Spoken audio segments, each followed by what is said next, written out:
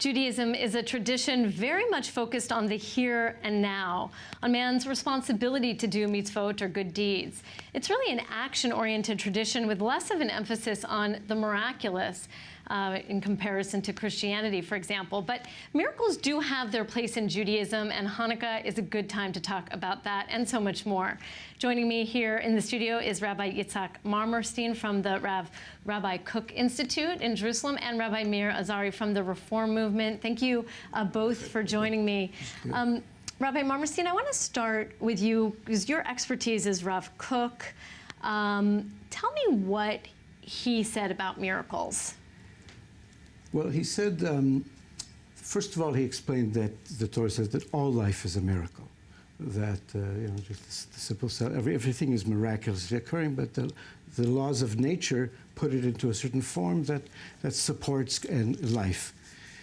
But there's also the possibility by the same creator of the laws of nature to have a suspension of the laws of nature for the sake of truth and justice and freedom. And sometimes it's the walls of reality come down in order to cause something to happen that needs to happen for the well-being of human beings. And we're not limited by the natural realm alone. And that's the whole, the discovery of the Jewish people really is that connection that we can have with the laws of nature can be affected by our actions. Rabbi Azar, you're a little more probably skeptical of miracles. Well, I think miracles happen. The Bible is based on that concept. We, the Jewish people, had miracles, and in Chanukah we read, of course, Al Anisim, special prayer for miracles. But I'm very much afraid for miracles. We always need to remember the miracle that didn't happen. The one, for example, while Bar Kokhba, looked for a miracle, and people consider him as a miracle. The end of the story is a disaster. Shabtai Tzvi, he claimed for a miracle, ability to create miracles. Right, Shabtai Tzvi was a false messiah. False messiah, a huge disaster, as Bar Kokhba era. We are packed with stories like this. And I think that the Zionist movement found the right faith between the two direction. Yes, we have miracles, or we don't have miracles. They felt that us, human beings, needs to add something to the world and to God and His work in this world.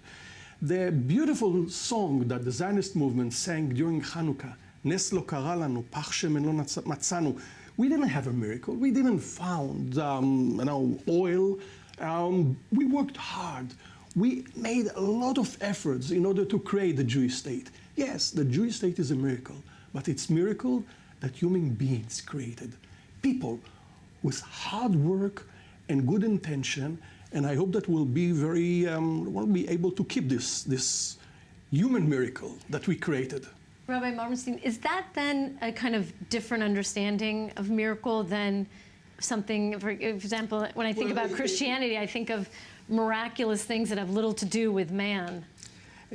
Rav Kook would agree with what he was saying. He described that the Zionist movement is the unfolding of divine history, and we'll come to recognize, he says there's going to come a time when we'll no longer be telling the story of the coming out of Egypt, we'll be telling the story about the return to Israel and the return to opening all the gates of possibilities that Israel will discover as it comes to be. His followers, his students, those who, Rav Kooks. Rabbis Cooks, needs to be very careful, because sometimes the beliefs of people that they can be part of a miracle can cause damage.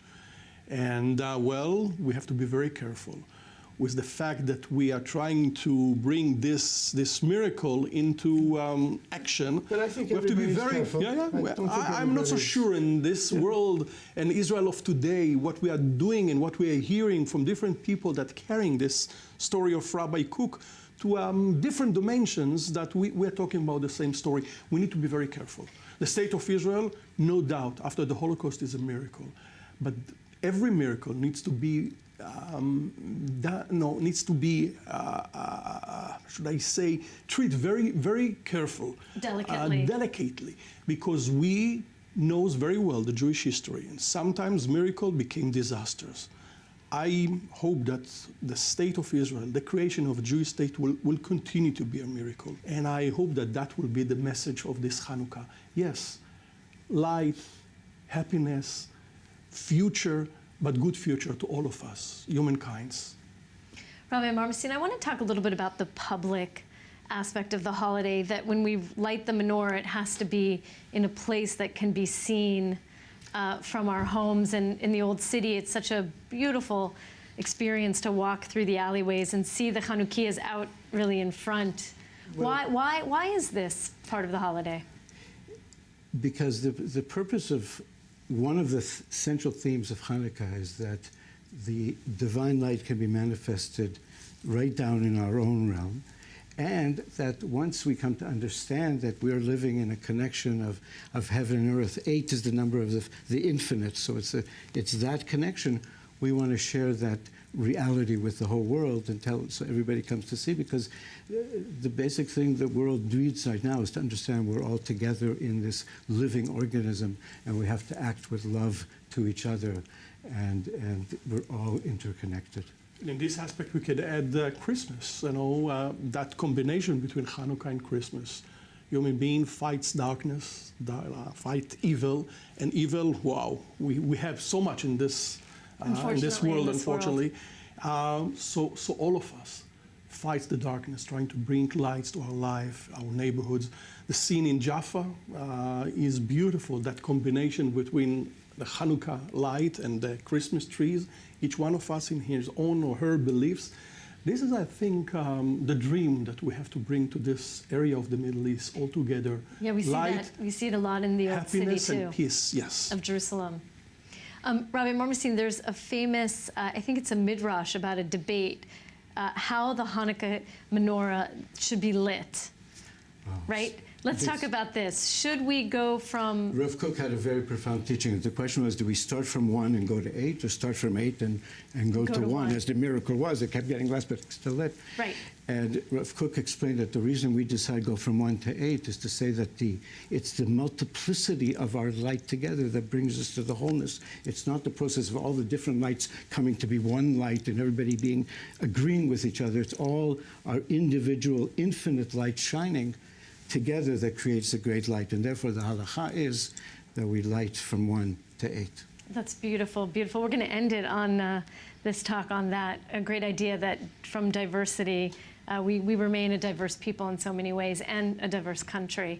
Thank you both for joining me. Chag Sameach. Happy holidays. We're going to take a short break, but don't go anywhere. We have so much more coming up for you here on the Holy Land Uncovered. Stay with us.